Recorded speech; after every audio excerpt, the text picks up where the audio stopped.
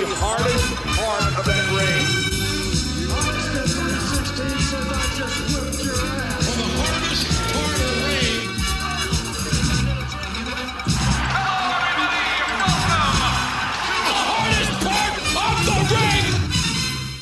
Hello and welcome to episode 163 of Hardest Part of the Ring, the podcast where some friends get together to celebrate the wonder of professional wrestling. And this podcast is going to be a big celebration because we've got a great event to talk about. My name is Adam. I'm joined today by Sammy Sam the Samster, Sam Andrews. Yeah, hi, Sam. I like that. That's great. Started big. Sammy Sam the Samster. You wait until you hear what I've got lined up next. It's Johnny John the Johnster. Oh, John Mewett. keeping the format. I like it. Consistency. Yeah. The Johnster's even better because it's close to the monster. It's really strong, that. Unfortunately, Brett the Brettster can't join us today. We had the horrible update that he was planning to join us. He's watched all of Full Gear whilst he was working. Then he watched it again today to try and get more info in his brain ready. But then he got some feedback from a client and he's got to work tonight and he can't make the pod. How devastating. You sound very sincerely devastated there.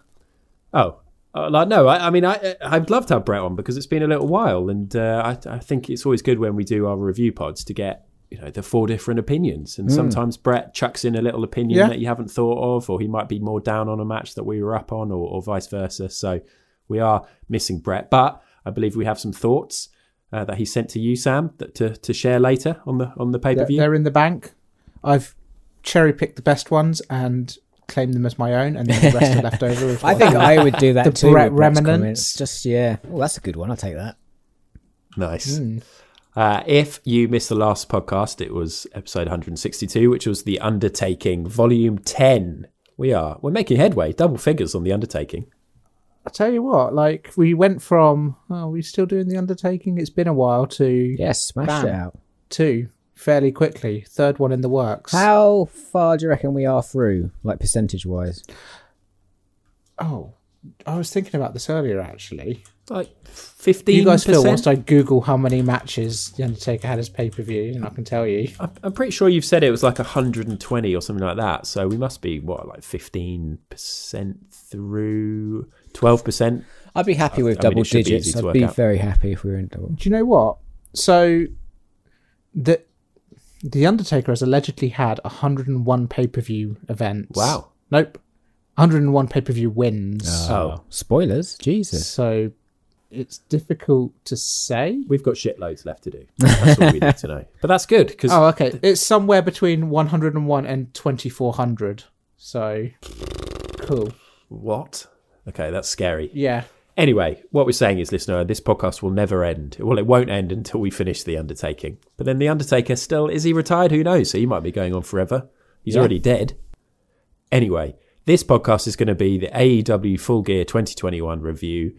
And I think we were all expecting pretty big things. We've all obviously been massively into AEW recently. They've got some great wrestlers and some great feuds is the word I was looking for. And obviously All Out is an amazing pay-per-view that happened very recently. And it got a score of 9.18 from us. Will Full Gear do any better? Sam, you scored All Out a 10, so it can't do any better than that. You say that, but Meltzer's rating only goes up to 5. Okay. And we've all seen what he does. That's very true. For the record, I gave it a 9.75. John gave it a 9 and Brett gave it an 8. So you're going to have to wait until the end of this show to see what we give Full Gear and if it can beat that average of 9.18. We've got a lot to talk about, a lot of matches to review, and we're going to do that after this. Oh! Damn! Release German suplex on the ring apron by Nick Jackson. And the ring apron, well documented over the years. For wrestling fans, you realize how hard the ring apron is. There's no give there. The second hardest part of the ring. That's right. The first hardest part of the ring is the post, which Bryan Danielson just kicked. That's right. A genius once told me that. AEW Full Gear 2021 took place at the Target Center in Minneapolis, Minnesota. We don't have an attendance. Sam, you filled out this bit. Is it just impossible to find? Yeah. I started Googling it and then stopped. I reckon I couldn't find it. 8,000. I think. Sure. Sure. Yeah, they don't seem to put it anywhere, do they? It's almost like they don't care. They just care about putting on good shows as opposed to just touting about big numbers. Oh, I say that. I literally just went on the All Out 2021 Wikipedia page. It says 10,126. Come on, Sam. Do your job. Well, that's All Out, not Full Gear. Oh, you're so correct. Let me actually write the right thing. It's because we were just talking about All Out, okay? Give me a break. Full Gear, attendance 2021. You're right. It's not there. There we go. That's the extent of my Googling. Maybe they... I don't know, what's the excuse there? They don't need to put up numbers. I'll tell you that the attendance for Full Gear 2020 was just 1,000. But, that was at the end of a pandemic. Anyway, the comms team was the classic trio. They're fast becoming one of the greatest trios in comms history in wrestling, I believe, although there were a couple of funny moments. JR, Tony Schiavone, and Excalibur. And the card is going to be delivered to you by Sam. All right, so the buy-in. Anyone watch the buy-in? No, but at least we would have got to see some more women. Yeah. True that. I did not also watch the buy-in. That is not a weirdly awkward sentence to say. I did not also watch the Hikaru Shida and Thunder Rosa versus Jamie Hayter and Nyla Rose in a tag team match. Ooh. So that was the only match on the buy-in. Oh, was it? I didn't watch it. I'm not going to lie. Other than Thunder Rosa, I'm not too into any of those wrestlers. So not even I Shida. used to really like Shida, yeah, but yeah. Shida, I don't know, kind of gone off the boil with her a little bit. I actually think there's some stuff with the women's division that we can get into later, but yeah. But then Full Gear 2021 main events, multiple matches. Darby Allin versus MJF. The Lucha Brothers with Alex Abrahantes versus FTR with Tully Blanchard for the AEW World Tag Team Championships. You had Miro versus Bryan Danielson for the AEW World Title Eliminator Tournament Final. A Falls Count Anywhere match with Christian Cage and Jurassic Express versus the Super Clique. That's Adam Cole, Bebe, and the Young Bucks, accompanied by Brandon Cutler and Michael Nakazawa. Tag team action. You're struggling tonight, Sam. Disaster. You're struggling. That's a bad one.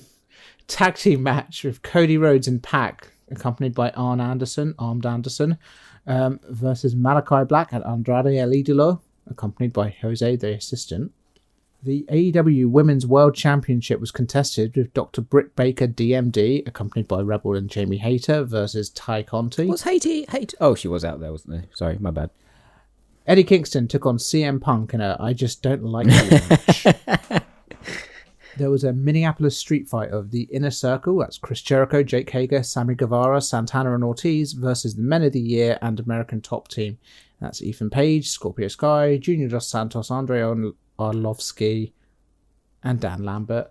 And then your main event for the AEW World Championship, it was Kenny Omega accompanied by Don Callis versus Hangman Adam Page. There was a lot of accompanied wrestlers on this card, is what I realised. That was a long old slug of a card to read out. I did think at the start of that, I was like, maybe we should ditch reading these cards now because everybody's just watched the event. But I guess the point is there'll be people in the future, hello future listeners, who will listen to this, in 10 years' time when AEW is the biggest company in the world of wrestling, and they'll go, I want to listen to an old one, and then they won't remember the card, and they'll listen to you nailing it yet again and be happy that we do read the card out.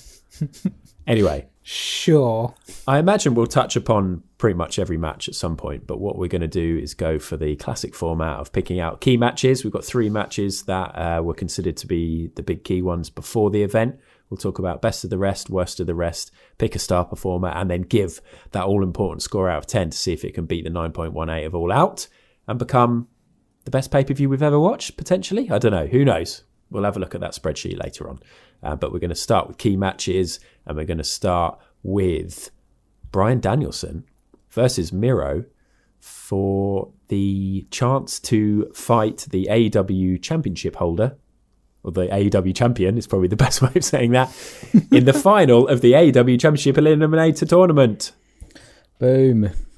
I didn't say eliminator very well there, but we'll ignore that and talk all about Bryan Danielson versus Miro, or as JR said many times, Daniel Bryan, as Tony Schiavone very nearly said on a couple of occasions, Daniel Bryan. It is hard. It's really hard. It's so similar. Do you know what? Like, I forgive them because I'm going to say this a bunch of times as well when we're reviewing this. You can't trust a man with two first names as a name. No. It's so similar, and he's been Daniel Bryan for so long, and it's not like he's repackaged. No. It's not like going from Papa Shango to the Pig Well, Father, he has Pig Father or repackaged whatever. slightly. He's the American Dragon now. It's slightly different, but I mean, it's basically the same. Do you know what? Yeah. Even on It's the same guy. Rampage the other week, CM Punk on commentary was struggling with it so much he just started calling him the American Dragon. Oh, that's a good idea. Yeah. Let's do that from now on. Yeah, I was thinking what they need to do is just have it printed out really big on the top of their screen, so it's all they see is the words Bryan Danielson. So, guys, Bryan Danielson versus Rusev. Hey. Oh, those future listeners are going to be loving that one. Yeah, they really are. What did you make of it, Sam? So I really, really enjoyed this match, and I think they're doing some amazing stuff with Miro. My one criticism straight off the bat is that I think the wrong person won. Ooh. It was a surprise, wasn't it? Yeah. I wasn't expecting that. It was a surprise, and I'm never going to be upset by being surprised with wrestling. You want to go into wrestling and be surprised, so that's it's fine. My only concern is the idea of both Daniel Bryan and CM Punk kind of coming into AEW and running these undefeated streaks kind of through the established talent. And I think with CM Punk, I think there's a loss on the horizon coming, and I suppose there is for Daniel Bryan. There we go, for Bryan Danielson as well. However, I don't believe that it makes sense for it to come against the world champion. I think kind of it would have made more sense to rebuild Miro's credibility after losing the TNT title in what I would say was a little bit of a shock loss. Yeah, against Sammy. But I'm really enjoying what they've done with Miro in recent weeks. I think kind of ever since splitting him up with Kip. Oh goodness, what's his name? Kip Sabian, thank you. And having him kind of become the Redeemer and this God's favourite champion, and I think he's been absolutely killing it, both on the mic and in the ring.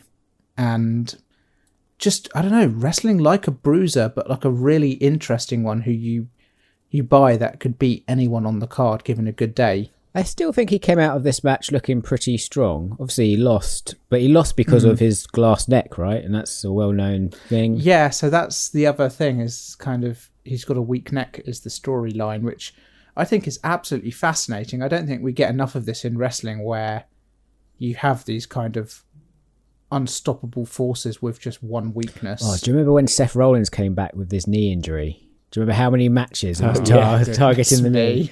Michael Cole. Oh my God. Yeah. I mean, maybe it'll get to that stage, but I think we've got a lot more leeway in the bank with these commentators when they're mentioning stuff because they do such a good job elsewhere. But I think we should obviously mention the fact that, you know, this probably would have been Jon Moxley in this final. And it's supposed to be, and that would have made more sense. It looked as if they were turning Moxley heel, and for him to then go up and face... I mean, we can't really... It's not really a spoiler. I'm sure everybody will know that there is a new AEW champion.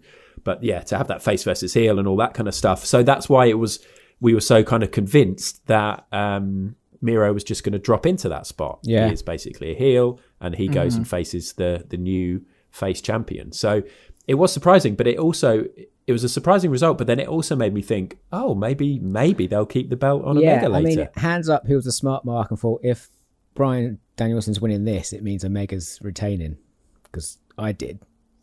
There was I didn't think it would happen, but I thought it opened up the possibility, and so that's kind of cool. And again, it goes against everything that we've all been cleverly thinking. Well, you know, the heel's going to win.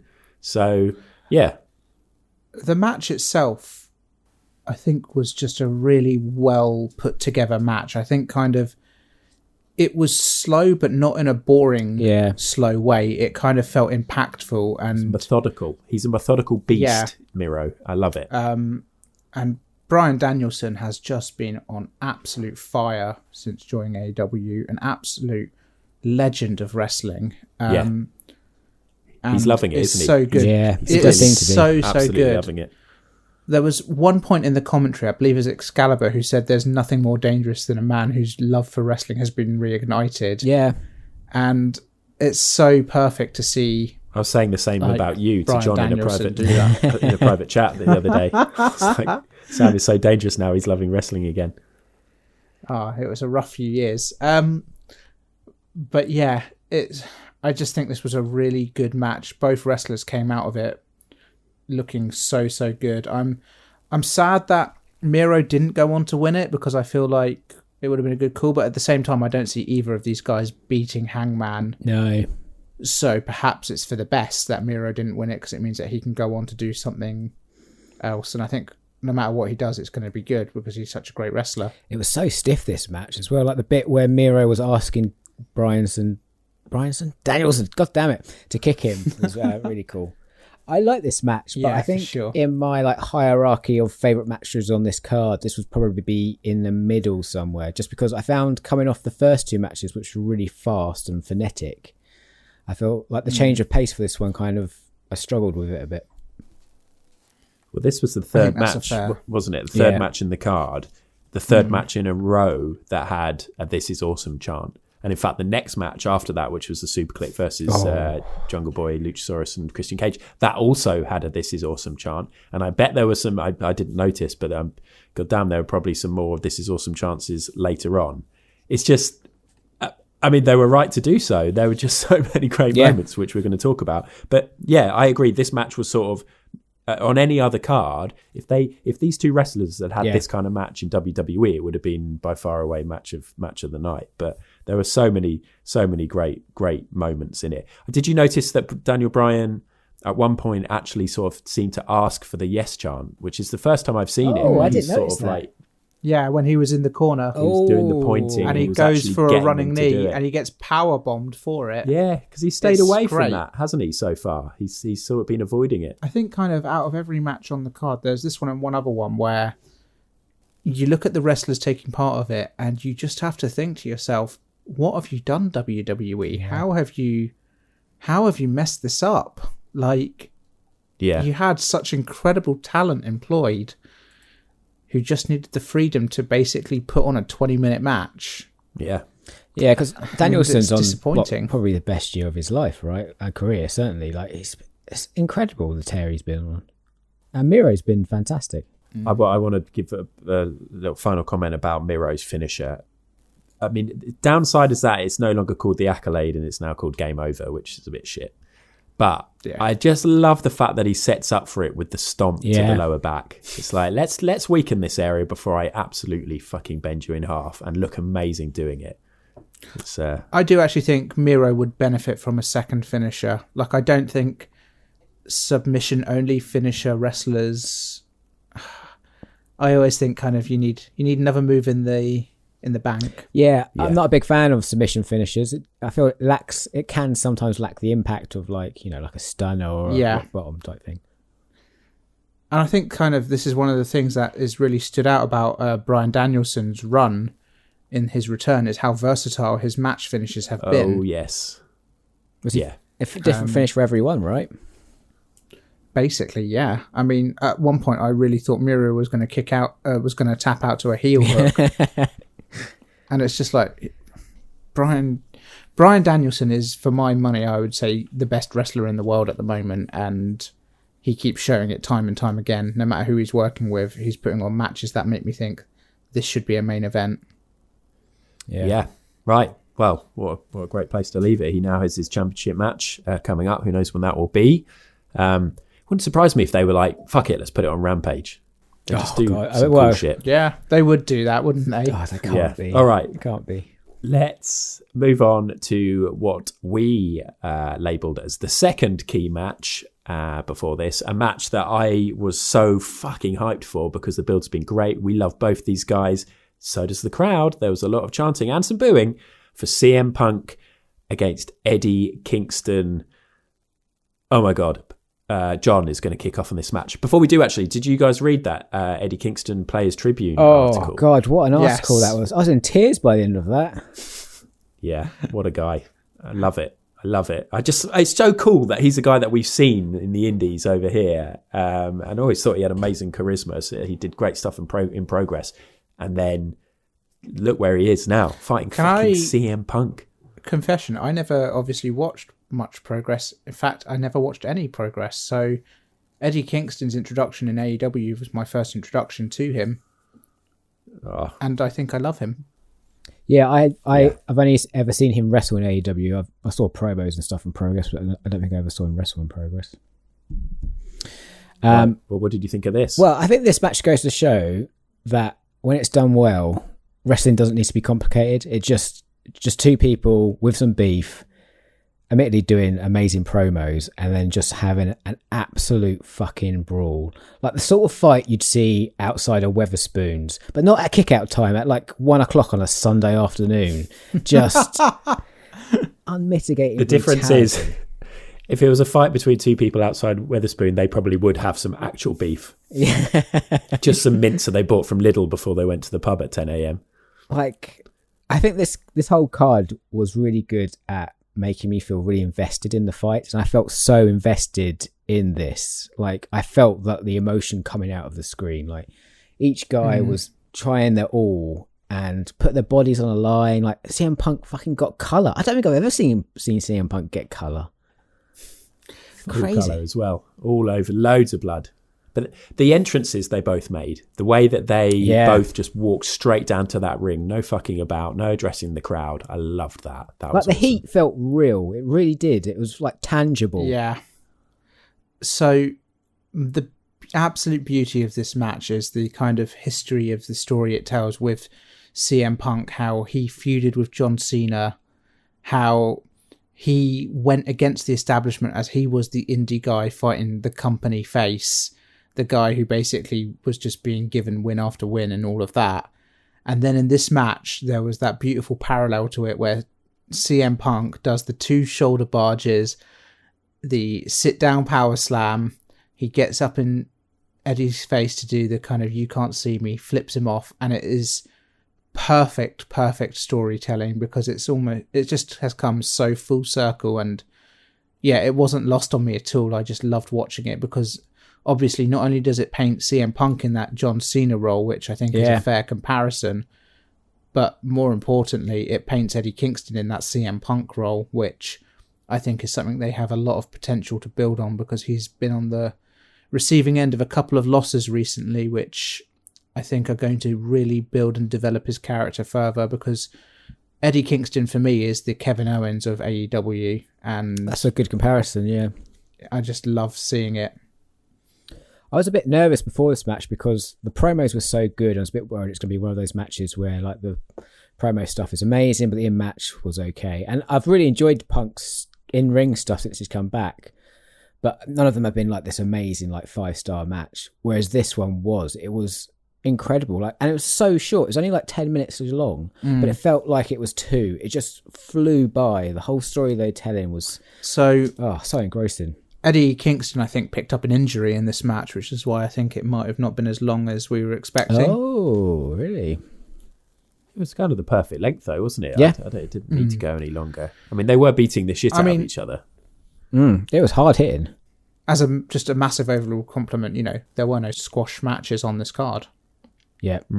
And beforehand, obviously, Kingston's thing was he didn't necessarily want to win the match, he just wanted to beat up Punk and obviously make Punk bleed. And by the end of it, they were both physically exhausted. Honestly, that opening of the match with Kingston, this cheap Punk, shot. and then laughing about it, so good. Yeah. And obviously, when he gets the blood, rubbing Punk's blood on his own face, doing the pretending that he's going to do a GTS, and then doing like the wanking symbol and stuff like that. And then obviously CM Punk hits an actual GTS. But I also love the fact that he hit that GTS, and then you're like, oh, well, there you go, that's the end of the match. But no, they both are absolutely fucked and exhausted, and even Punk has to sit there by the ropes, just like, I just need to catch my breath. This is really taking it out of me. What I really like about this match is that you get the impression that these are 2 guys who legitimately dislike each other. Well, maybe. Yeah. They leave it. I don't know. I think maybe they did, and maybe they don't. Maybe they did, and now. maybe they don't anymore. But I feel like they kind of they took that animosity and they transformed it into something. Again, for me, it reminded me of Kevin Owens versus John Cena, and those are some of my favourite WWE matches in recent memory. So, yeah, it was just fan. Brilliant. What's great to see is obviously how much the crowd love Kingston, and then to have that sort of element of the crowd saying both these guys, and then to get a few boos for Punk. I think that's exciting. It's not the whole crowd turning on Punk. It's just a few little boos being like, all right, don't like beat down our beloved Eddie. Was very interesting, actually, because it goes to show how much control CM Punk has over the crowd. He obviously did the John Cena moveset, which got the crowd booing. And then directly after that, he did the Three Amigos, which got the crowd cheering. And it was just like, man, you could do whatever you want. And you've obviously got complete control over this crowd to go whatever direction you want. I think heel CM Punk would be a very strong and bold move at this point. Yeah, I agree. I think it's probably a bit too early for a heel Punk. But possibly, yeah. I just hope this feud continues. I hope it's a trilogy. I hope Eddie picks up the win next and just carry it on. The other thing is that, kind of spoilers, is that Kenny Omega looks like he's going to be taking some time off to heal from injuries. And so there's now all of a sudden a bit of a vacuum for a top heel to be kind of taking that place on the card. Got Adam Cole though, I guess. Yeah, I like the idea of potentially Cole taking that leadership sort of role in the Elite, and then a face Omega returning to argue with Cole about that. I see the logic in that. I don't like face Omega though. Oh, I love him. Yeah, but I don't know. Like I kind of. Anyway, I want to see. Probably I want to see the Omega Elite chat. Yeah, I don't want to see the Elite fighting the Elite anymore. No, me either. Let's talk about the main event, Adam. Hangman versus Omega. We are going to talk about Hangman Page versus Kenny Omega. Yes, as John has just very well. So I stole your heat there, didn't I? Sorry, man. No, I should have just allowed it. If I was a true pro podcaster, I would have been like, "Here we go, John's 163 episodes in. John's using his initiative, I'm trying to do a link." I know, and you nailed it, and I just couldn't handle it. I need to get to the right page in my little notebook. It's got some jokes written down, listeners. Where are my jokes? No, Hangman Adam Page versus Kenny Omega. I was slightly disappointed at the start of this match in the fact that they didn't really go to town with a fucking amazing video package to show off everything that's happened, because this is a feud that's gone from literally day one in AEW, from the press conference right at the start of Hangman Adam Page saying, "I will become that champion." Sam sent around an amazing video, which he said was only 20 minutes, but actually ended up being the first of many, many videos talking about this whole feud. And I watched that, and it did get me really hyped. And it makes you realize how great it's been and how long this story's been, and how everything with the Elite and the tag titles, and then leaving and being, joining the Dark Order, and everything that's been going on has been so fantastic. And you just think, if this was WWE, you would have had a fucking amazing video package beforehand. Yeah. Instead, you had a really tiny one. Then you had a really cool sort of entrance with Hangman on the horse, and a couple of bits of video in the background. But it's the main event of such a huge match in their history. I just felt like they could have done a bit more.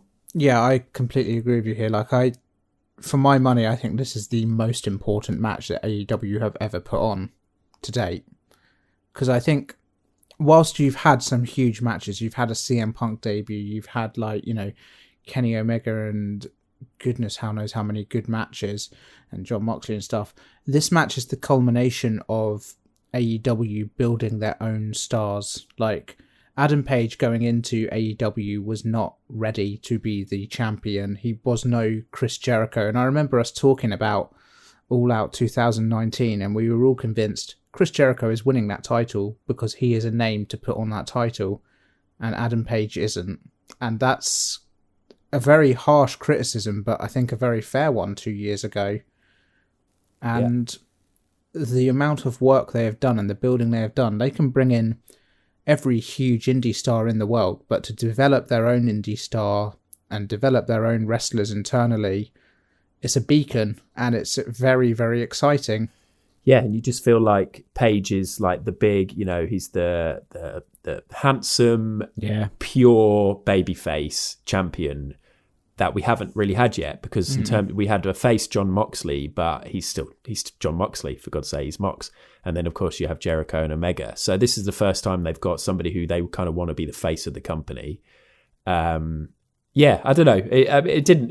I don't know if it did take away from it, because I was watching it and this is a fucking great match, and I think it was booked really well, and I enjoyed how it was all laid out, and especially I enjoyed how it ended. But I was thinking during it, I was like, does this feel as big as it should? And maybe some of the package, but also the fact that Hangman Adam Page hasn't had any wrestling matches in fucking ages.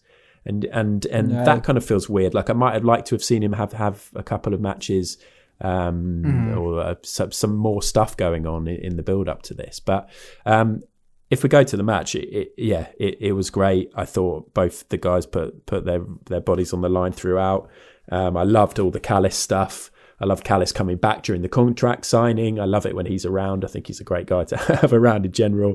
There was blood again. We've had a lot of blood in this whole pay-per-view, which I'm sure we'll talk about. But I just particularly like the end, but we'll get to that once you guys have had a chance to talk about the match. What do you think?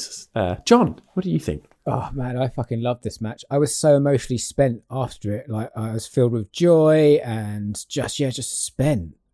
It was so hard hitting. It felt like this meant a lot, like to me personally, but also to those guys in the ring. Like they were hitting each other so hard, especially in this first segment of this match, where all the moves were really snapping, and you could like hear the meat hitting meat. It was brutal. Back to the beef and the meat. I know, did you watch this all in a row, or did you watch it over 2 nights? Because of course it was on a Saturday, which is a real treat for us to have an extra day to catch up. No, I watched it in bits and pieces, but I made special time last night for the main event, because the wife was out. So I was like, I'm going to chill out, naked, watch the main event. Well, just see what goes right. You and your meat, feels right. Yeah. I was surrounded by different types of meat. I had some ground meat, I had some steak, I had a bit of fish, just so it's a bit leaner.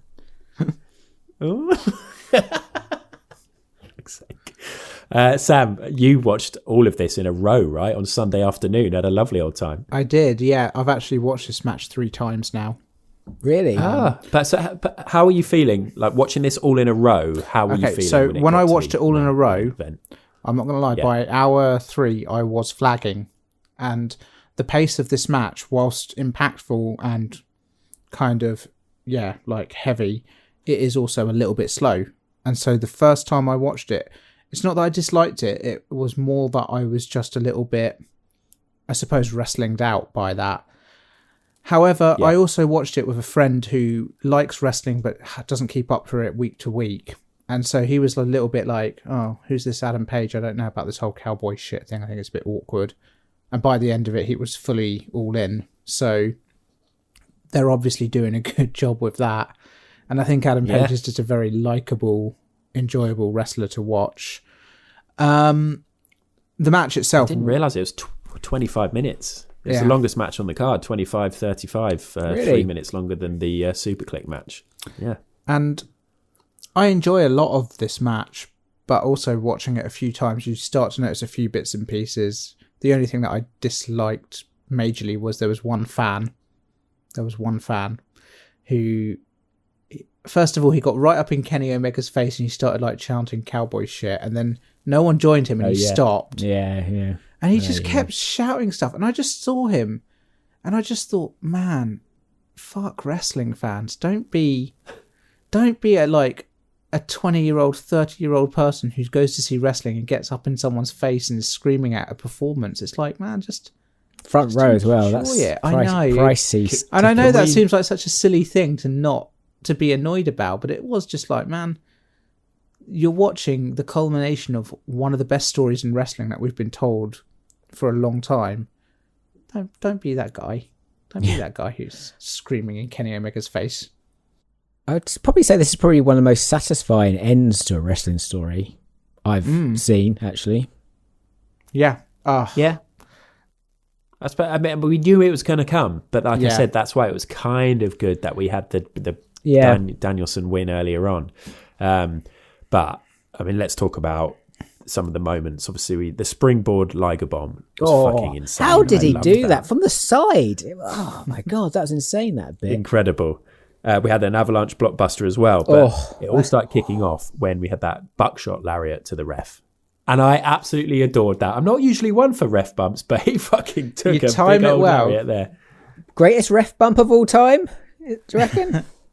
I don't know about just that. I'm sure there's some good ones. That's top 5 in there somewhere. Fucking nailed. He did. But John, come on. Of all time. Give me a better one, guys. That's what I'm saying. Tell me a better ref. What I mean is, you just knew as soon as that happened, you're like, Don Callis is there. There's going to be some escapades, and I don't mind. Sometimes you want a big title main event match to just be a straight match, and let's focus and let's not have all the overbooking. But it wasn't overbooked at all because these guys know how to do things properly, and I just think. I loved Aubrey running down. I think we had that sprint. She was going for it. We had the dead eye, and then that kick out when she finally got down there was just such a great moment. Huge drama, huge pop from the crowd. And then you get the Young Bucks coming down, but they're obviously beaten up from their match, which we'll talk about. And then you just have all the stuff with the the buckshot was originally counted into the V trigger, but then Paige gets up, does the one-winged angel on Omega, and then you get those 2 buckshot lariats with the Young Bucks watching, and the little nod from Matt, and you're just like, the narrative. What does this mean? Like, how is this going to play out? So good. Just so tonally aware of what they've done. There's that moment as well. I can't remember where in the match it was. It was near the end where I think Kenny was hitting with loads of knees, and Paige was just screaming "fuck you" into his face. And then just hit him with this huge, great big lariat that turns Omega inside out. Oh, God, this match got me out of my seat so many times. The finish with the buckshot lariat to the back of the head, followed by the main buckshot lariat. And I mean, I like the Deadeye, but the buckshot lariat is the finish. And it's so good. Yeah. And then the Dark Order coming out and celebrating in the ring. And he throws the beer away to hug him. I think that there were probably better, like, technically wrestling matches on this card, but I just think for the story and the emotion of it, it was the thing is perfect. I think the one thing I've learnt doing this pod more than anything is that wrestling is more than an individual match. Like, you can have an amazing match, but if the story or the build to it is not there, that's always going to be counting against it in some capacity.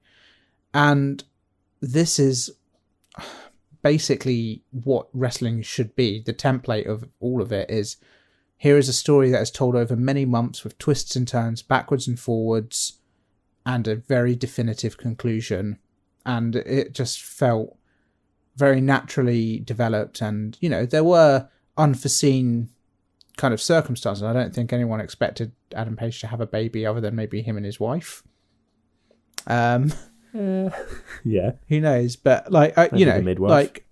sure. Like, kind of, I suppose the point being that maybe a year and a half ago when this was first kind of kicking off and developing, I'm sure that wasn't part of the wider plan. And they work it all in, and things like, even Brody Lee passing away is, you don't plan for stuff like that. It's an absolute tragedy, but they roll with it and they build on stuff. It's, just a masterclass of storytelling. Lovely. Wrestling at its best. Yes. All right. Those were our 3 key matches before the event started. So we wanted to definitely spend a lot of time talking about them. But there's fucking an amazing match to talk about, which could easily have been a key match. We're going to do best of the rest. I think we're all agreed that we're going to talk first about the first match of the evening, which was Darby Allin versus MJF, which was an absolute clinic. And I think it's my match of the year. My match of the year so far. This match. Although, I mean, I say so far, it's November. I've lost total track of where we are. We've had some amazing matches this year, but as it stands, this is definitely in the conversation. Who thought MJF had that in him? I know. He's been insane. Keeping that quiet. I think ever since he had that match with Moxley, I think... Before that match with Moxley, I was like, I'm not sure if I like MJF in the ring, but after that Moxley match, I was like, actually, this guy's got something. I think ever since he started this 4 pillars chat, probably I like this 4 pillars, chat. He's looked at the other 3 pillars and been like, oh, fuck, they're all really good wrestlers. Maybe I need to up my game a little bit. And I really like that this match was sort of, that they really showcased that, particularly at the start when they were doing a little bit more sort of map-based stuff. Initially I was like, oh, it's the kind of really choreographed, like pin one arm, put it down, pin the other arm, put it down, go up onto the head, which you've seen loads. But it still worked cool. And when you sort of lay out the rest of the match, it really was a nice way to start it. But yeah, I mean, MJF was doing great things. I was really surprised by MJF versus Darby Allin, as I really enjoyed this match, and I've not been a fan of MJF at all. Although for me, Jungle Boy is the real future star of AEW. Is that a hot take? Oh, really? Oh, okay. I wonder what was going on then. I started trying to steal his own opinion of my own, and then realised it sounded more like I was reading someone's text. Yeah, it did sound like you. Thanks for your text, Brett. Yeah, you sound like a great guy, and thanks for getting in touch. What I loved about this match was like the story of it. So it was this, obviously, the story going in was MJF could beat a Darby, was its side head takedown, and like about him out technically wrestling Darby, but Darby stood up to it. Like he wrestled toe to toe with MJF, and when MJF tried to like make Darby's emotions come to the surface, like trying to make him break, he just wouldn't. It's another great example of great storytelling. I was reading online about this match, and I read somewhere that, I say somewhere, Reddit, it's always Reddit, that's always the answer. I read that apparently MJF essentially comes from a school of traditional heel work where he doesn't like putting on matches that are spectacular when he's playing the heel, because he thinks the heel should be unlikable and annoying to watch and a bit of a shit. And that's a super fascinating lens that I've never really thought about before when looking at his matches, but it makes me want to go back and check out what he's done to see, is he, because he clearly has the ability to put on these insane matches that I just had no idea about. And so that obviously means that he's choosing to not put on like flashy moves and stuff. It's interesting. I think there's a Mick Foley quote, and I'm paraphrasing it, but he said something about being a heel. You just need to put them into like a bear lock, like a bear hug for like 30 minutes or something to be like a great heel. Again, Kevin Owens, when he's playing a heel, he does this a lot. It's interesting. Well, MJF is by far the most dedicated heel in wrestling in terms of the like his commitment to being a fucking shit, and he is obviously incredible, like one of the best promos, if not the best promos in the business. But I think a listener got in touch to say, and we'll read out listener comments later, how MJF is just always in character as well. Like whenever you see him anywhere, on any promo, on social media, whatever it is, he's just that shithead, awful person who really sincerely does believe that he is better than you. Yeah. And but I mean, back to Darby. I thought during this, is Darby Allin like the male equivalent of Sasha Banks in terms of his ability to just be ragdolled around? That's a good shout. That's a good shout. Because the way that he gets chucked around and the way he tosses himself, and I know it's it's the way that he can sort of maneuver his body as he's moving through the air to take bumps, to chuck himself, like to do a coffin drop onto the floor, basically, and to do a number of the things that he was doing, and also best tope suicider in wrestling at the moment. The velocity. He went fucking flying, didn't he? Camera caught that. How does he do that? Well. He just doesn't care. It's so good.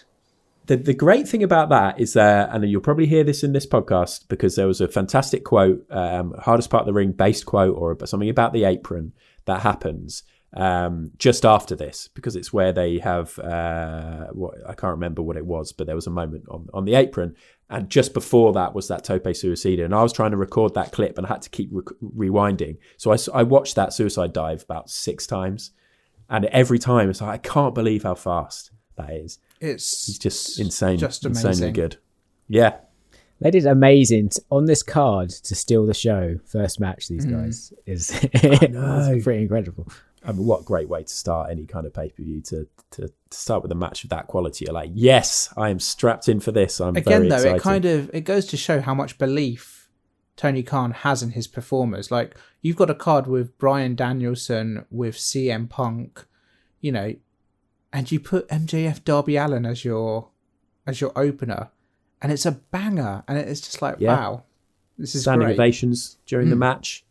You even had the Pinnacle coming out, and then Sting being like, no, and dealing with that again. It didn't take away from the match too much, but it was a nice little touch because people would think, well, surely they're going to come out. You had the thing with the skateboard at the end, and MJF is going to be unbearable these next few weeks.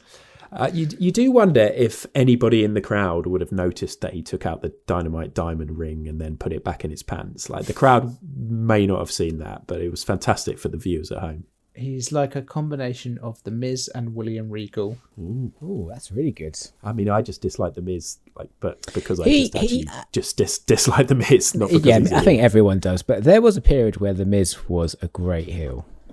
Yeah. It was only for about a year, though. We will no doubt at some point in December or maybe early January have a little conversation. Maybe we'll do the pair up thing where we pair up and talk about some of our favourite matches. It will just be every match on this card because we've got no long-term memory. It's nice to know, that hopefully our memories won't be too hazy when we definitely include Darby Allin versus MJF. Any other best of the rest, of course. John, is there a match you wanted to talk about specifically? Or the Click, Super Click versus Jurassic Express. Absolute chaos and carnage for 23 minutes or whatever it was. Yeah, I was expecting to enjoy this, but it was just a spot fest. It made me smile so much. I loved one of the Young Bucks doing the atomic elbow through the table because he looked in midair. He looked exact body shape was exactly the same as Randy Savage. Matt Jackson. Yeah, it was perfect. And Christian Cage running at the top of the ramp, running to do a spear and getting a super kick mid-pelt in the face. Yes. Was incredible. There was a lot of kicks to the face across this whole pay-per-view. But like, how the fuck have they not got like a bleeding face right now? Yeah. There was a lot of kicks to the face can be said about every Young Bucks match ever produced. Very true. Very true. Oh, Luchasaurus doing the shooting star press. Oh my God. There was all sorts of stuff. Adam Cole blading about 5 minutes into the match. Yeah. I think AEW might need to chill a bit on the blood. Oh, I'm on board with the blood now. I would say AEW have chilled on the blood if you look at where we were at with Dustin Cody. Well, I think they've all learned how to blade a little bit better. Don't go so deep, guys. Maybe avoid those big old main arteries. One thing that worried me at the start and made me pleased that I wasn't in attendance, the Jungle Boy entrance, when all the crowd are putting their arms up in the air at once. You've got to worry about that stench. Wrestling fans all waving their arms. Not good. Yep. Good point. Well made. Yeah, lovely. I was convinced as I was watching this match that Christian was going to turn on Jungle Boy. Well, by the end of it, obviously, he was trying to get Jungle Boy to go to the dark side, as it were. I feel like maybe that's where that will eventually end, and I'm on board with that. I quite like Dark Jungle Boy. Despite the fact this was like a weird, like a crazy spot fest, they still had those nice story elements in it, which makes you want to come back to it next. Like, I want to know what happens with Jungle Boy and Cage. Like, what's going on there? What's going on with the Young Bucks and Adam Cole? I also love that they told us on comms that that Jungle Boy is the first person to reach 100 matches in AEW. Really? Was really cool stat. That's amazing. I'm going to have to remember that for the quiz. His rise in AEW is phenomenal. Like, the perfect example of organic build, right? And just organic popularity. Yeah, sure. Like, I hate that fucking gimmick. I still hate that gimmick. But you watch him wrestle and you can't not love him. 100 matches, that tells you that he's been wrestling week in, week out. He's been on Dark, he's been on Elevation, he's been on Dynamite, he's been on Rampage, obviously, and he's on pay-per-views, but he's just doing everything it takes. Because 100 matches are a fucking lot of matches when you look at the record that other people have got. In fact, if you go on AEW.com and look at the roster, it's really interesting to scroll through and see everybody's win, loss, draw records, but also their full their records, how many matches they've had in total. Some people have barely wrestled, and then there's other people who are clearly just really getting the practice in, and Jungle Boy is one of those. It's really cool. One of my favourite moments of this was when the Super Click entered the ring and JR just said, "It looks like a Bret Hart meet and greet." So yes. Oh yeah, because they had the dyed beards and stuff. Oh. No, I loved the dyed beards. I loved it. Where are we on Young Bucks, hatred or love at this point, Adam? I really love them as heels, as these kind of heels that they've been over the last couple of months, like the effort they've been putting into their look and the way they're behaving and just like chewing gum, doing all their poses. It just works. And they are fucking great. You know, they're consistently great in the ring. I don't feel like this was like a bit of a spot fest, but as John said, it had the story elements. It had the brutal, crazy stuff. You could tell there was some ad-libbing going on. A couple of bits didn't work too well. There's a bit with Christian where he like did the weird thing into the ladder that didn't quite work. Oh yeah. Oh, I like that. The sort of tilt-a-whirl DDT where you could tell he across it. Kind of messed it up, but yeah, the Bucks. There was I'm all in. A lot of spots on this match which just kind of looked more painful than it should have, or just looked incredibly. I just keep thinking about Jungle Boy with a mouthful of tacks getting kicked. I hate that spot. I do too. Very fun though. I had a massive smile across my face the whole way through it. It's another one we've got to try when we get together next, just to see if it is that bad. Next time we meet, we should definitely try and do a thumbtack spot. Mouthful of thumbtacks. I wouldn't even mind falling on a load just to feel. No, me too. I'd quite like to do that. I'm gonna take a pass on that. I'll be on camera. Fine. Okay. That was that match. Sam, go on then. Have you got another one you want to talk about that you loved? I mean, there's still some other great matches left. There are still some really good matches on this card. What about the tag team championship match, second match on the card? Yeah, let's go. Lucha Brothers FTR. I think this was a really good match once again. Just an enjoyable classic tag team match with what I'm going to call a miss the landing ending. Yeah, the end. Weird. One, I still don't understand what the ending was now, actually. They put the heads on, trying to pin the legal man. Own goal of an ending. It didn't work, it didn't land, it didn't make sense. And that sucks. But the rest of the match. The rest of the match was a banger. And if you ever want to see a man jump off a top rope on top of to another person, like Super Mario style, and jump from him onto someone else, this is the match for you, because this was mad. I feel so bad about the ending, because you're right. This match is in the conversation for match of the night if it wasn't for the ending. They messed up the ending 100%. Like, it just doesn't storyline work at all. One of the reasons why I absolutely love this match is because it's that mix of styles and that mix of personalities, and the fact that, you know, when we look back at Lucha Brothers versus Young Bucks matches, which were bangers, but I had the complaint they were kind of spot fests. It's because there's a lot of sort of similarities in the kind of things that these wrestlers can do, and some of the moves that they pull. But when you get FTR in there, you've just got that sort of raw power, and obviously, you know, the attitude and the old school approach. But coming up against the Lucha Brothers, who again, you know, I'm so tired of the Zero Miedo stuff, but it was just such a lovely recipe for a great match, and it was so good up until the end. Ray Phoenix, oh fucking hell, he's just the absolute best. I wonder if he'll ever get a single run. You know, he's so popular. We just got to really hope for a Penta injury. Yeah, my favourite bit though, I mean, there were some incredible sequences and spots, but my favourite bit was when, Dash Harwood started doing the Three Amigos, and the heat he got from the crowd was like the biggest reaction of all night. It was nuclear. It was do you know what the funny thing about this is that in Treble Arb, where obviously they're the champs, they're managed by Vicky Guerrero. So, oh really? Yeah, interesting. But yeah, I agree. Well, I mean, that was one of 3 tributes to there's a lot. It was the anniversary of his death. But you kind of think, I can understand these people wanting to do it, but you kind of think maybe there'd be a bit of discussion. Oh, we're going to chuck in a tribute.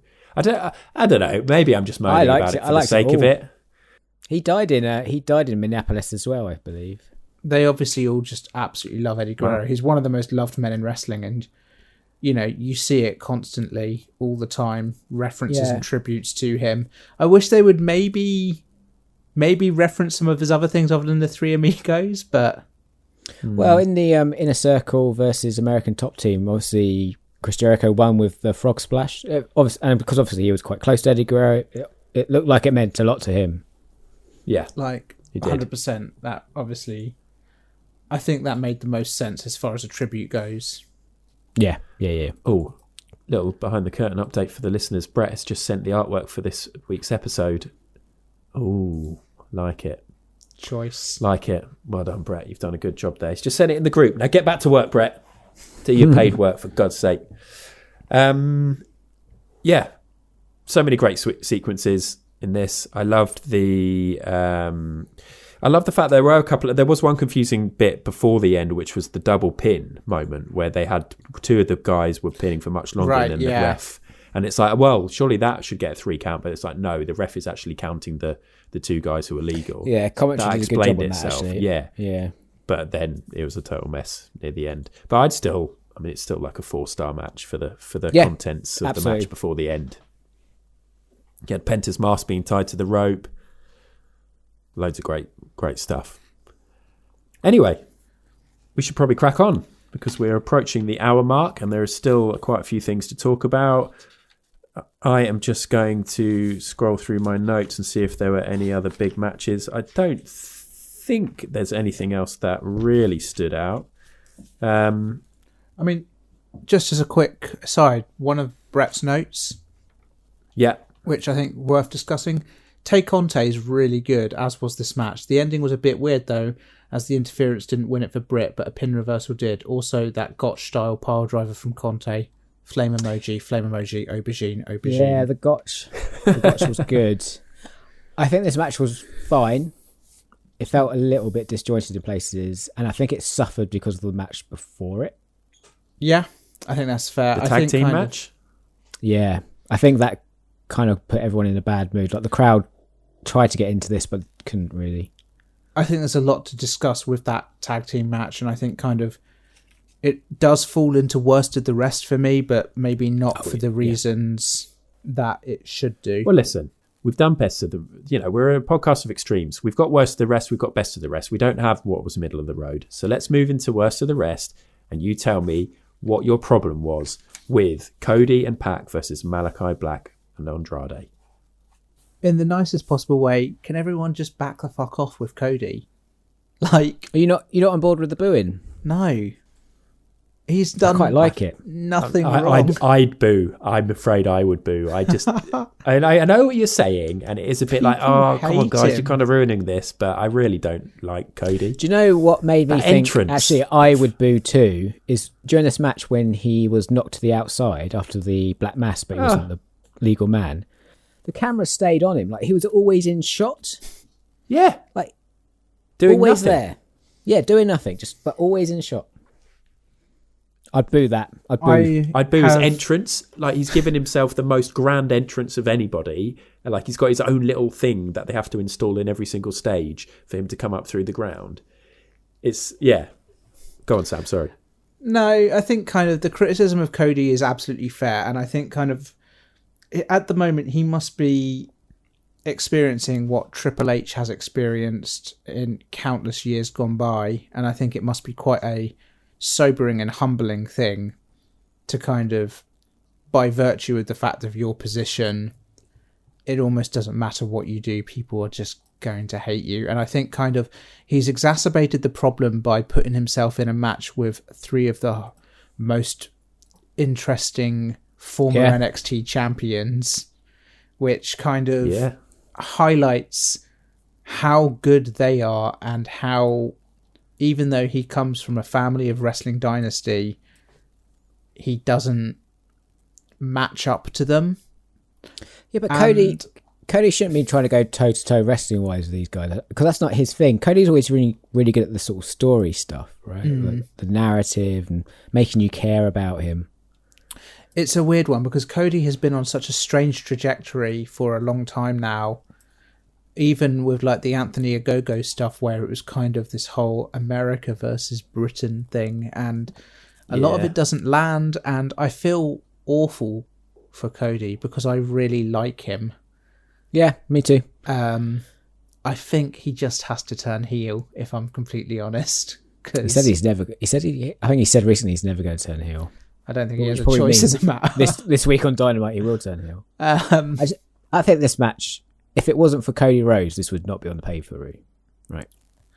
I don't know. Well, it's the fact that they've got 4 big stars that they don't really know what to do with, and they want to get them on this pay-per-view. That's my problem with this. Yeah, it was so disjointed, wasn't it? Like, but what are they going to do with these guys? I mean, we can talk about the match briefly, but what are they going to do with these guys now? Like, where do these guys go from here?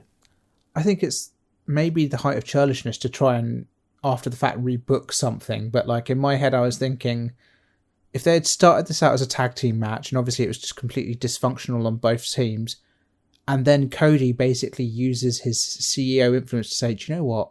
Fuck this, fatal 4-way match instead.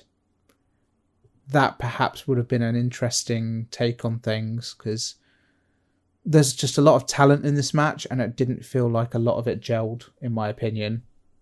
No, it was weird. I mean, there were some great moments. I thought Andrade is fucking quality. He did a split leg moonsault. He did the corkscrew thing. He did the pendulum DDT. And then apart from him, they had the 450 splash in here from Pac. They had a poison Rana. Obviously, Pac did the Black Arrow. There were some fucking great moves because they're some fucking great wrestlers. But this was a good match. Like it was a good match. I enjoyed it. But it's just the Cody thing, and then just thinking, what are they doing with these people? I've got one note here.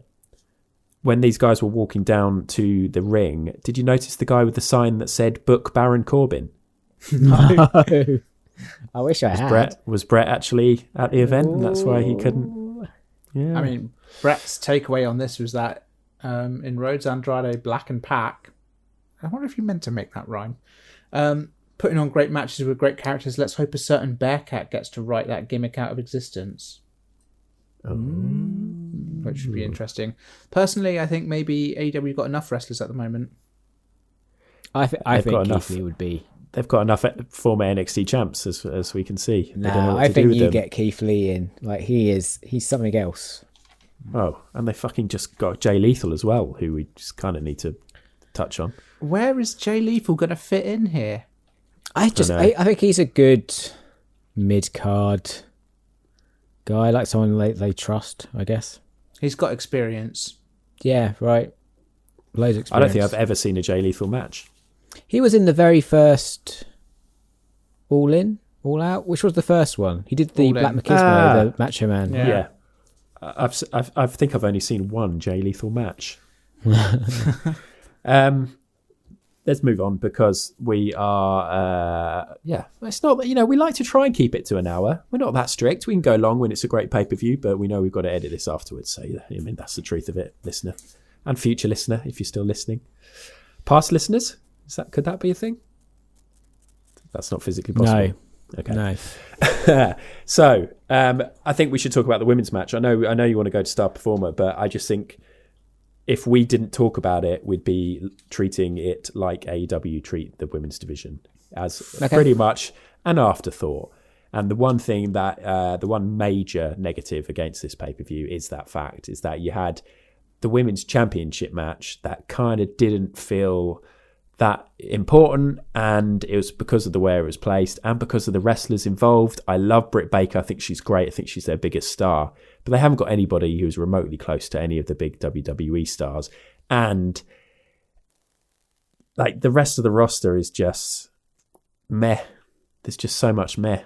And I want to start a campaign to sign Session Moth Martina. She's not the answer to be top of the card, but I think they need some more characters in there. They need some more fun in there. They need some more variation. And I was thinking about this the other day. This isn't my main point, but I think they should sign Session Moth. Anyway, what did you think of the match, guys? I think the match itself was very middle of the road. And I think there was never any doubt in my mind that Britt Baker was walking away with the title here, which is a problem. I think low-key, WWE? Goodness me. I think low-key, AEW have actually done a good job with their building up their women's division from where it was at. Like, there's a lot more better wrestlers on that card now. There's a lot more kind of talent, and generally things look a lot less awkward, which is great.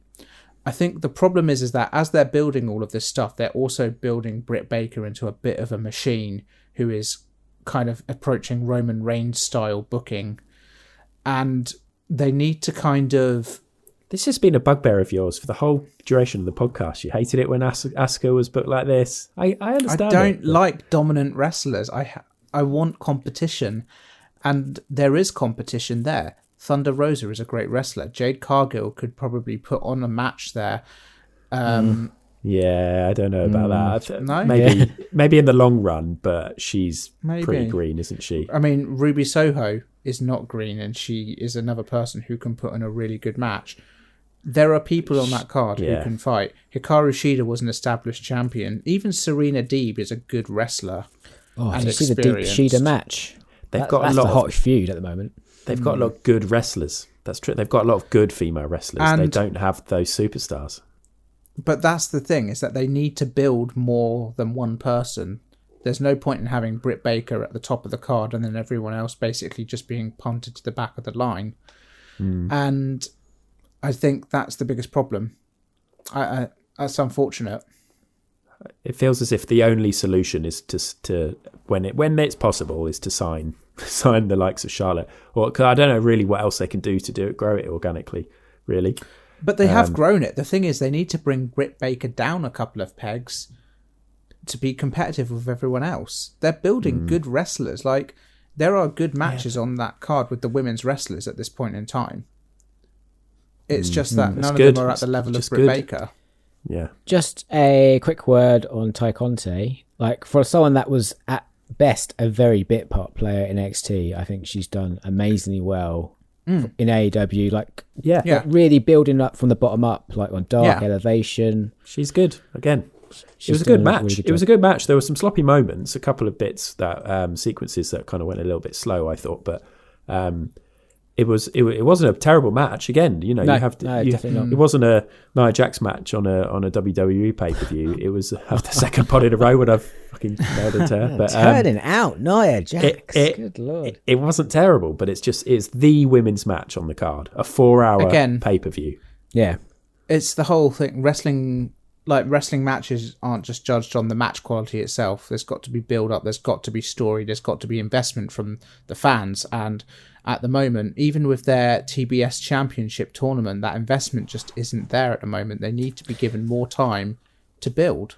Yeah, it feels weird that the final of that, which is Chris Statlander and Ruby Soap, wasn't on this. Like, especially get rid of the tag match with. But I mean, that is literally because it's going to be the first episode of TBS, isn't it?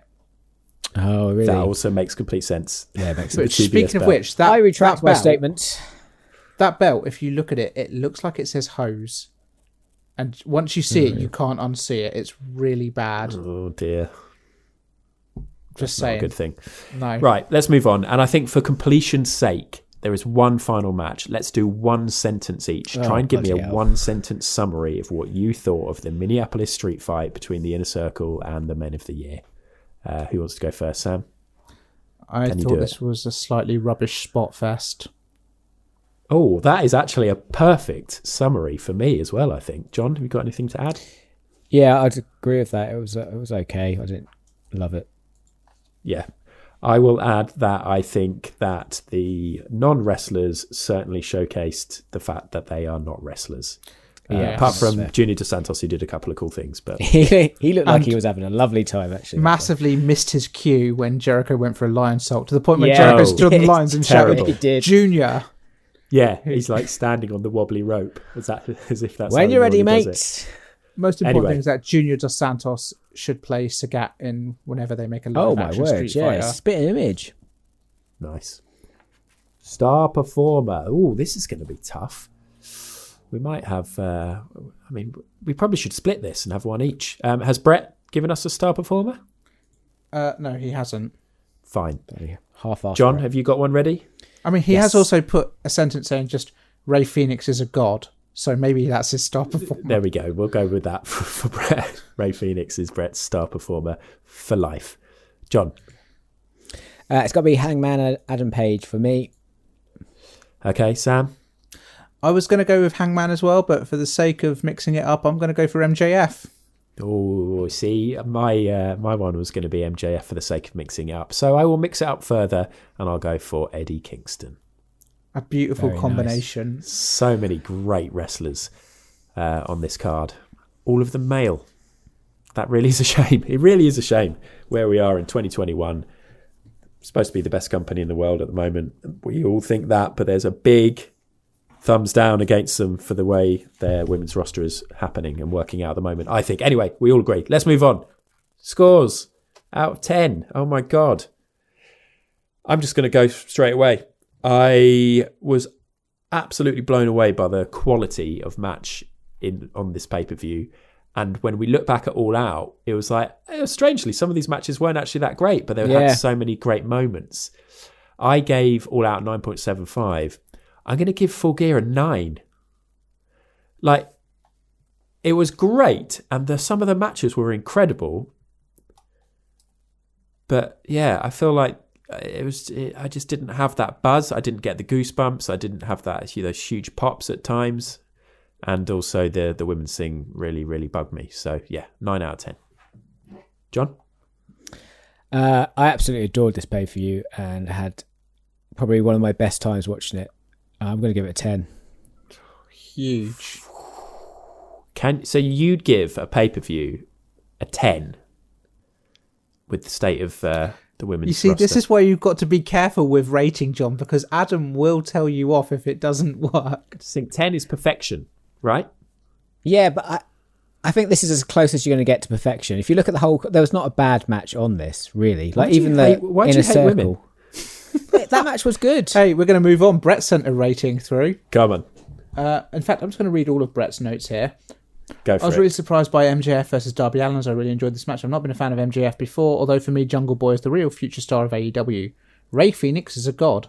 So great watching Rusev, Miro, and Daniel Bryan, Danielson, get the opportunity to have such a hard-hitting match. Then on to more rejects. In Rhodes, Andrade, Black and Pac, putting on a great matches with great characters, let's hope a certain Bearcat gets to write that gimmick out of existence. Tay Conte is really good, as was this match. The ending was a bit weird though, as the interference didn't win it for Britt, but a pin reversal did. Also Gotch-style piledriver from Conte, emoji stuff. And Hangman is the new champion, yes! I need to rewatch this though. Looked a classic, but it didn't get my full attention. Such a good feeling though. All in all, a great pay-per-view, even the dud matches were legit good. 9 out of 10. Oh, that is high for Brett. That is incredibly high praise from Brett. So we've had 2 9s and a 10. So, wow. That means as it stands, we're on an average of 9.33, which would beat All Out. Sam, what are you going to do? You go for a 9? Or are you going to go for a 10? Or are you going to go for a 9.5? Or are you going to go below 9? Tell us. I am going to give this 8.75. Whoa, shocking. The man who scored All Out 10. Yeah.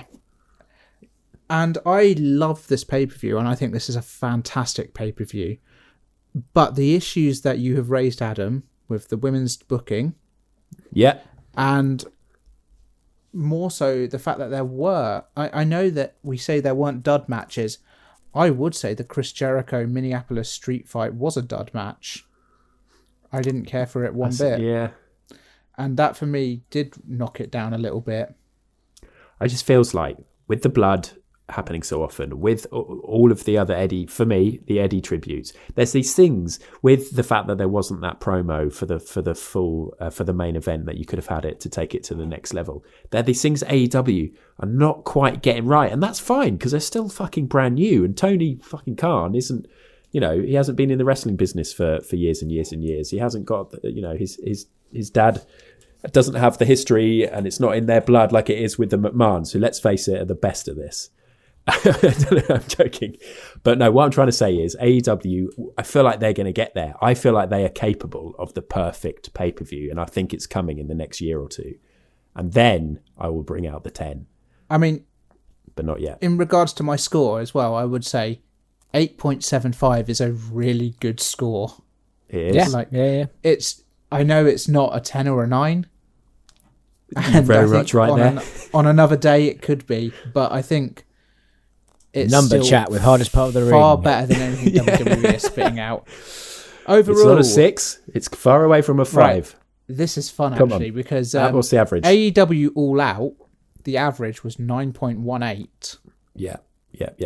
AEW Full Gear, the average is 9.18. Oh, interesting. 7.5. So Is that why you gave it an 8.75? Were you entering different numbers to I No. don't have that maths in the locker, I'm afraid. Incredible. 9.1875. maths. So yeah.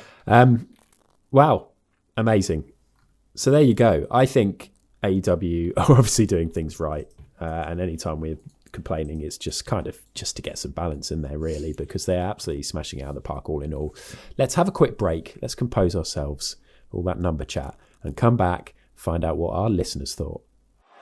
Darby thinking coffin drop on the apron. If he hits it, he can beat him with it. Oh, right on the apron. That's a spine-on apron. Guess who wins that one, kids? Every time. Okay, John, tell us. We're going to wrap this up fairly swiftly, but let's hear what the listeners thought of Full Gear. Yeah, so we asked everyone what their favourite match was and why. And Psyched Elvis, I think that's what that is. Said lots of solid matches, but maybe MJF Darby. Nice to see MJF put his money where his huge mouth is. Super high energy, lots of technique you don't see often. A great start to the night. Sam West also says Darby versus MJF. Contrasting characters, classic storytelling with some clever contemporary twists, flawlessly executed. Yeah. It's a bit of a theme here. Jamie Reeve, totally agree with Darby versus MJF. They set an impossibly high bar to follow. Brilliant storytelling, intertwined with some great technical stretches. Fast forward 3 years and they'll be headlining. We've got 3XR Studio. Darby versus MJF was very, very, very good. MJF is the only wrestler that makes me feel like I did about heels as a kid. I've also never heard him come out of character either, which is great in 2021. Then again, maybe he's a genuine. We're going to bleep that out though. That's your job. You need to find a bleep sound. I've already downloaded it, mate. Way ahead of you. Perfect. And finally, 141, aka Stone Pitbull. No, not that one. Although that one is turning up on Dynamite this week. He is. Ooh. Yeah. The best friends have joined Chaos. Yeah, it's exciting. His favourite match was Danielson versus Miro. I like the ending, even though I think the DDT was supposed to look better than it did. But I thought it was great. I hope Omega takes some time out and has a rest and comes back as a face next year. Cole to take over while he's off and end up with an Omega Cole feud. Thoughts on lots of multi-man matches and only one women's match on a 4-hour show? Do AEW need to be careful with their roster size? Nice. Some interesting thoughts there. And some that very much sort of mirror some of the things we said, but yeah, nice to get some new opinions as well. Interesting that most people went with that first match. It's usually quite annoying when the first match is the best match, but at least there were a lot that run it very close. Yeah, what an incredible pay-per-view. I forgot to mention, I've just got to throw this in. How the fuck does that smiley face guy get front row central tickets to AEW as well as WWE? You don't want to... Yeah, I don't even want to know how that happens. It's just... I just don't get that. Like, yeah, anyway. Cool. Thank you, listeners, for getting in touch. And Smiley Face Guy, if you're listening, then please do get in touch and tell us how the fuck you do that. We'll give you info on how to do that in a minute. Next podcast is supposed to be next week. It's supposed to be a Survivor Series review. I believe that's this weekend. It is. I don't think any of us have been watching any WWE recently. I've got no idea what's going on. I mean, I'm sure WWE doesn't either, so yeah, I think we'll be all right. There'll be some good stuff. We'll see. We'll see what happens there. It'd be interesting to contrast it against this. Yeah. You kind of wish that they'd been the other way round because it could be a big come down. You know, there'll be some good matches. You know that because there's some good. I hope it's really awful. I really want to spend an hour just digging out WWE. We get Becky versus Charlotte. You know that should be decent, and the Survivor Series matches would be good. But you also know you're likely to watch something like Riddle versus Apollo Crews or something equally shit. So who knows? Anyway, how do people get in touch? Sam. Oh, glad you asked. If they want to email us, they can email us at hardestpartofthering@gmail.com. If they want to social media us, that's at Hardest Part Pod. We're on Instagram and Twitter. Do you want to buy us a virtual coffee? Do you want to buy me a real coffee? I'm easy. That's ko-fi.com/HPOTR. ko-fi.com/HPOTR.